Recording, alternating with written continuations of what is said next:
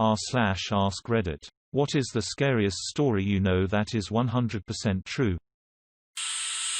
My mom was driving, and a guy ran out in the road, so she stopped so she couldn't hit him.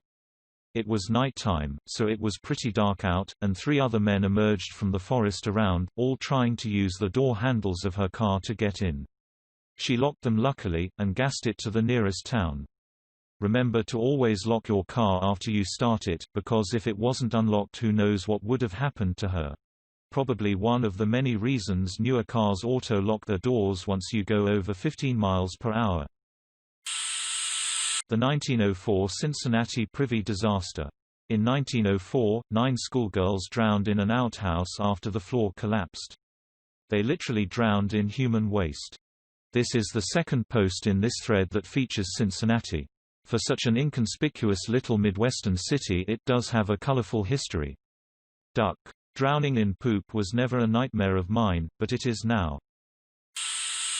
When my aunt was about 16, she was working at a grocery store and had a boss in his mid-20s. One day he called the house and was begging her to sneak out and hang out with him. She was considering it because it was her boss and she didn't want to say no. My mom, who is 2 years younger than her, always gets these incredibly spot-on gut feelings. She had one that night and begged my aunt not to go out with him. Thankfully she listened to my mom and told him no, which made him really angry. He ended up going out that night and meeting another girl. He took her out to some cliffs and raped her and pushed her off. Somehow she lived through this and was able to get him sent to prison. I feel so sorry for that girl and so thankful for my mom and her gut feelings. Always trust your gut. So, a 20-something man wanted a 16-year-old girl, aka a minor, who was also one of his employees, to sneak out and hang out with him. I'd say no gut feelings required for that one. Dude is a creeper. Good job that your mom warned her sister. This is from South Africa. The woman is called Alison Botha and she was abducted, raped and then choked until she blacked out. She was driven into a secluded area, stabbed 30 times in the abdomen and 16 times in the throat and left for dead on the side of the road. She had to use her shirt to keep her organs inside her body and hold her head up because of a damaged muscle in her neck, and proceeded to crawl to the road where she was eventually spotted and rescued. She survived the attack and now does motivational speaking, I believe. I spent my first 10 years in New Delhi. Back then, we would find dead women burnt with acid or set on fire, and it used to be so normal. Like, oh look, another one of those dowry cases where her family didn't pay the husband enough money so they killed her. Many years later I revisited those memories and realized how insane that actually was. I'd totally forgotten about all that. People who use acid as a weapon are seriously fucked. I was in a crappy motel. The room had bedbugs. I was too exhausted to go to the front desk. I just needed to make it until the morning. I slept in the tub. Hours later I hear someone breaking through the window. I had a big knife with me and ran out into the room to find a man halfway through my window. We stared for a while at each other in shock. I think we both were scared. Then he says, "Is this your room?" I'm like, "Yes, this is my room, man," more staring. Then he slowly starts backing out while cursing me for leaving my window unlocked and not expecting him to break in. Motel on Watt Avenue, Sacramento. Old janitor from high school, friendly Ecuadorian man who went by Ping. Worked at the school for 20+ years and nobody had a problem with him. I guess his wife was leaving him and in the process of moving out he caught her in bed with her new man. Next day, in the middle of town, he opened fire on her, the man, and then killed himself before any cops had time to respond. Similar story here. I worked at Office Depot as a tech manager for a few years. One guy who lived in the neighborhood came almost every day to buy CD sleeves for his bootleg DVDs, which he was selling on the side. He was cool. Came in, chatted a bit, sometimes did some stuff at the print center, paid for his stuff and left. About a year into my time there, he stopped coming in. None of us had seen him for like 2 weeks, so one of the employees did a quick Google search. Turns out he shot and killed his girlfriend, and then killed himself. It was wild.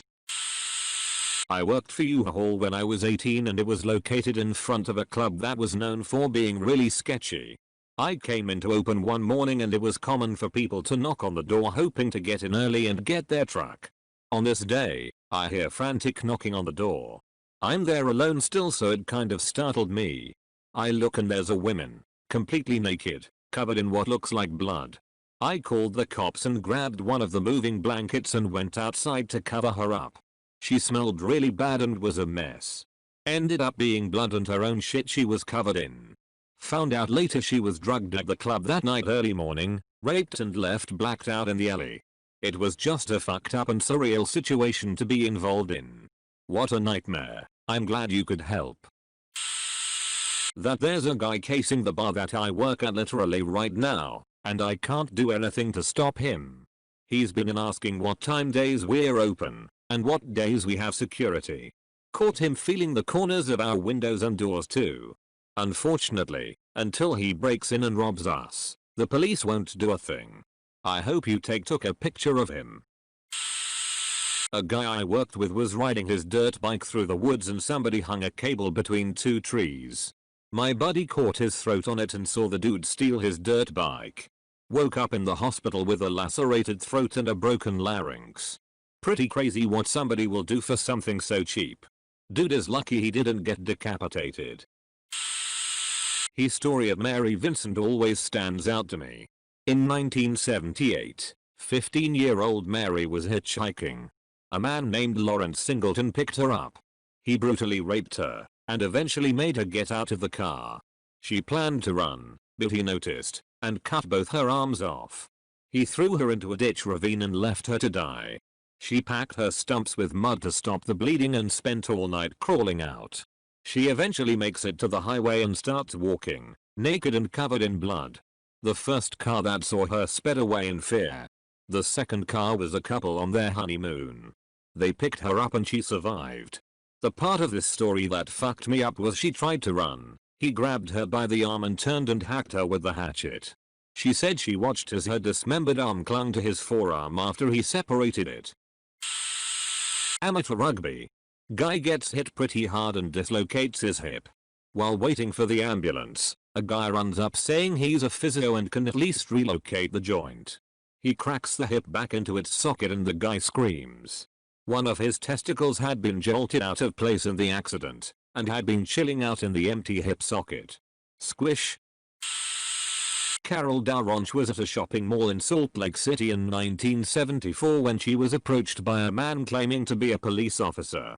He said that someone had tried to break into her car and asked her to come with him. He then said he would drive her to the police station and she got into his car. However, this guy was not a police officer and he did not drive her to the police station but rather, pulled into a parking lot. He then cuffed her, pulled out a gun and threatened to kill her if she resisted. Only, he messed up. He meant to cuff both of her wrists but only managed to cuff one. She escaped and fought him off despite being hit over the head several times. Her kidnapper was Ted Bundy. He killed another woman just 4 hours later. Her escape also helped identify Bundy and she is part of the reason he was eventually arrested. The Lake Nyas disaster. The lake periodically belches a cloud of invisible carbon dioxide gas that suffocates everything within a 16-mile radius. In 1986, over 1,700 people and all their livestock died without even understanding what was happening to them. My science teacher in high school was in the Peace Corps and one of the first people to come across this village after it happened. He said it was so eerie because all the flies and mosquitoes had died and it was so silent. Just imagine swimming or standing near a lake and it just randomly starts fizzing like someone shook and opened a giant can of soda. That's basically what happened. Some lakes have fountains in them to prevent this from happening. When I was in 4th grade, we had buddy classes with 1st graders to help teach them how to write and read properly. My buddy was Cameron Bell, a 6-year-old blonde boy who was a bit quiet but loved to draw angry birds. One morning, I came to school and my teacher was in tears, a police officer in the room beside her. As we sat down after the bell rang, we were told that due to an unfortunate series of events Cameron had passed away. After school, I rushed home to find out that due to the loss of his mother years prior, His father took him to the nearby church and shot him in the head before shooting himself. I still shake thinking about Cameron and the innocence that was taken. I missed his messy handwriting and Angry Birds drawings. It's been 9 years since the tragedy, and his smile still haunts me.